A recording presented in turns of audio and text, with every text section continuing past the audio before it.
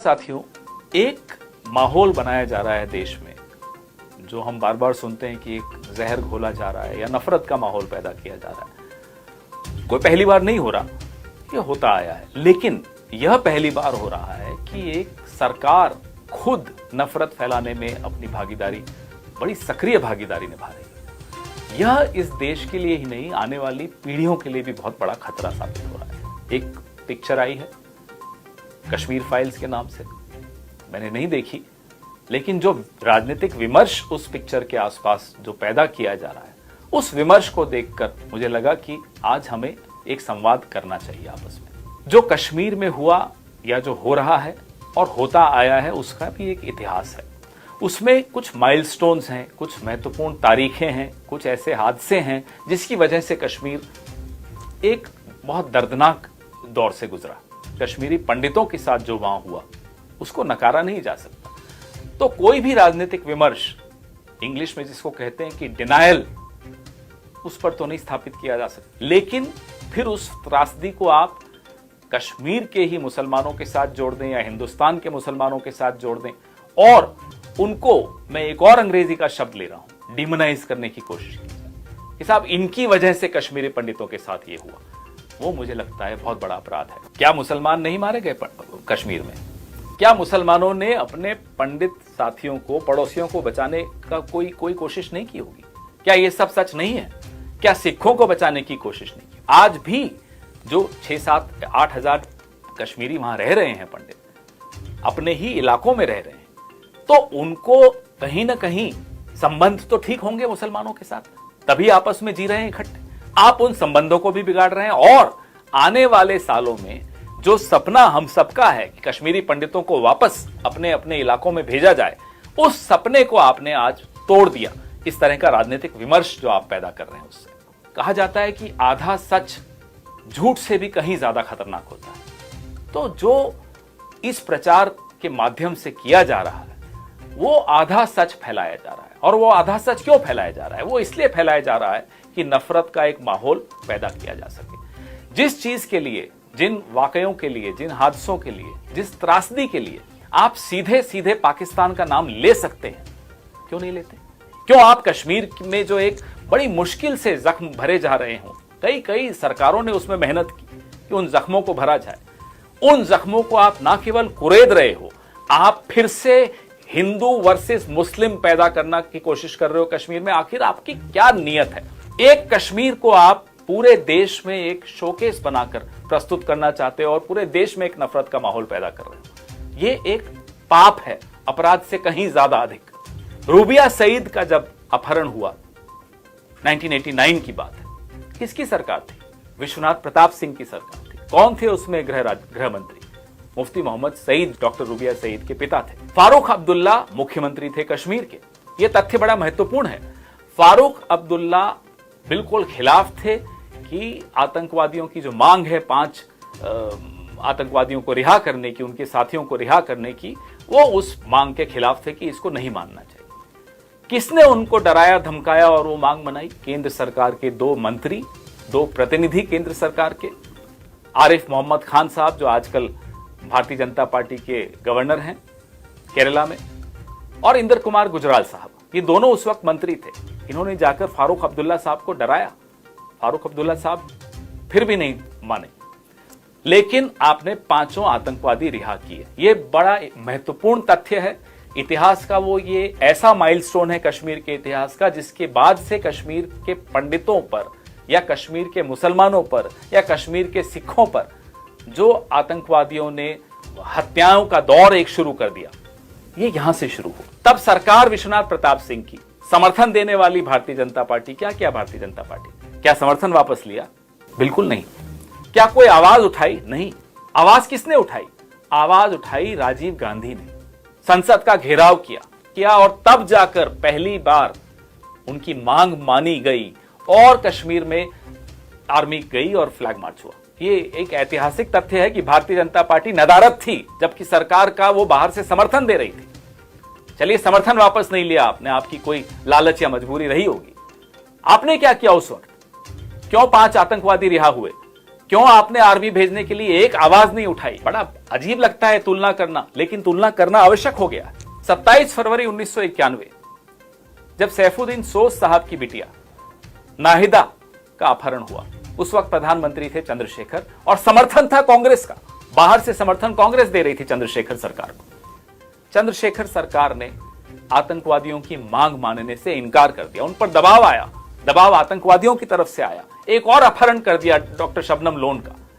फिर भी चंद्रशेखर सरकार, जिसको कांग्रेस का समर्थन प्राप्त था, नहीं मानी, आतंकवादियों को नहीं रिहा किया और इन दोनों महिलाओं को बिल्कुल सकुशल निकाल कर आए, चर्चा करके, वार्ता करके, दबाव डाल के आतंकवादियों पर, लेकिन उनके आगे झुके नहीं। यह तुलना बड़ी आवश्यक है।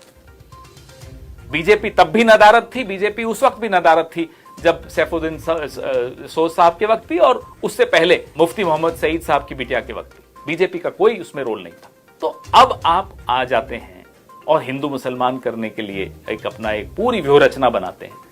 तो ये मुझे नहीं लगता कि इस देश के लिए, कश्मीर में जो बड़ी मुश्किल से जख्म भर रहे थे, उसके लिए भी अच्छा नहीं। आपने क्या किया कश्मीरी पंडितों के लिए? 8 साल आपको हो गए हैं, उससे पहले 6-6.5 साल अटल बिहारी वाजपेयी जी को हो गए थे। क्या किया आपने कश्मीरी पंडितों के लिए? पैकेज कौन लाया? पैकेज डॉक्टर मनमोहन सिंह लाए। जिस पैकेज का आप बखान करते हैं कि आपने वहां फ्लैट्स बना दिए या कश्मीरी पंडितों को पेंशन, आप बताइए आपने क्या किया इसमें? ये सब तो डॉक्टर मनमोहन सिंह करके गए। कश्मीरी पंडित जो कई मुसीबतों के कारण वैली को छोड़ के जम्मू में आ बसे थे, वो किन मुश्किल हालात से गुजर कर रहे हैं। तो उस वक्त जब मैंने देखा तो मैंने भारत सरकार के अधिकारियों से और रियासती सरकार के कारकुनों से ये कहा कि हमें ये कोशिश करनी चाहिए कि कम से कम 2 कमरों के फ्लैट्स हर एक फैमिली को मिलने चाहिए। उसके लिए एक प्लान भी बनाया गया और ये मेरे लिए जानकर खुशी हो रही है कि उस प्लान का पहला हिस्सा 2100 फ्लैट्स अभी तैयार हैं। 2100 और फ्लैट तैयार हो जाएंगे और अप्रैल तक उनको अलॉट भी कर दिया जाएगा। तो इतिहास को तोड़ना मरोड़ना तो चलिए आपका पेशा है, लेकिन आधा सच जब आप इस तरह से फैलाते हैं, उससे आप इस देश में नफरत का माहौल पैदा कर रहे हैं। ये स्वीकार्य नहीं है। कश्मीरी पंडित भी आपको माफ नहीं करेंगे जिस तरह से आपने उनका सिर्फ इस्तेमाल किया। हर बार चुनाव से पहले इस्तेमाल करते हैं। एक भी काम नहीं हुआ मोदी सरकार में, बल्कि हमें इस सरकार से जुल्म ही मिले। जब ये सरकार आई तो पहले हमें उसी साल, जिस साल इनकी आई थी सरकार, पहले हमारा राशन बंद किया गया था। फिर हमने 3 महीने प्रोटेस्ट करके उस राशन रिलीफ को छुड़वाया। और अब जब आपको लग रहा है कि आने वाले कुछ राज्यों में भी चुनाव है, 2024 भी है, तो आपने इस पिक्चर को ही एक जरिया बना दिया नफरत फैलाने का। पाकिस्तान का नाम लीजिए ना, सब आपके साथ खड़े।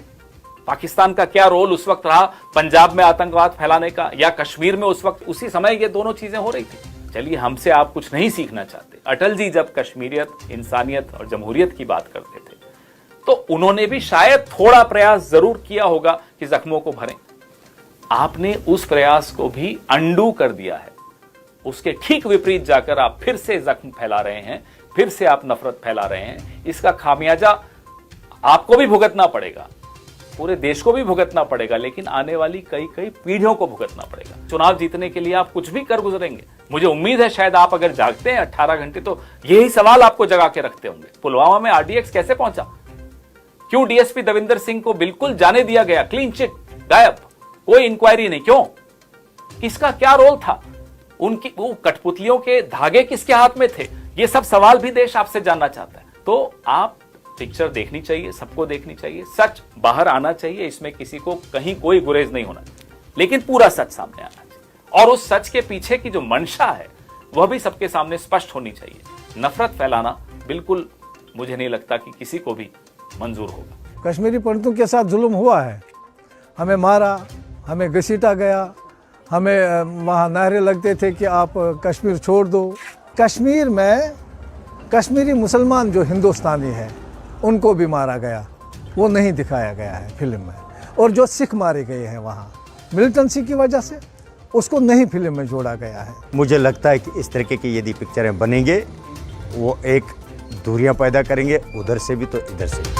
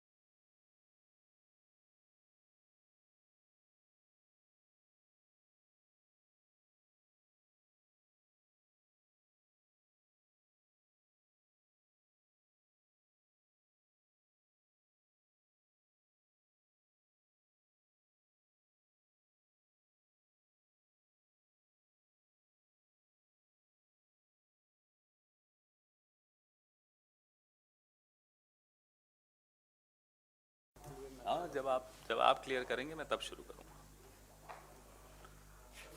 नमस्कार, क्या बात है। जब भी ऐसी टी शर्ट खरीदो 2 खरीदा करो।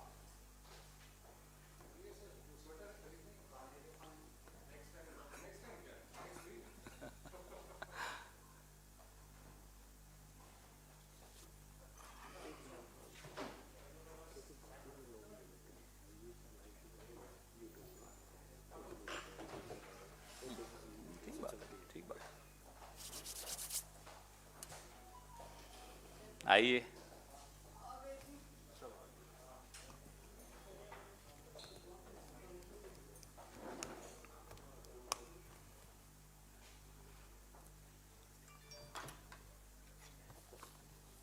शुरू कर दें। नमस्कार साथियों,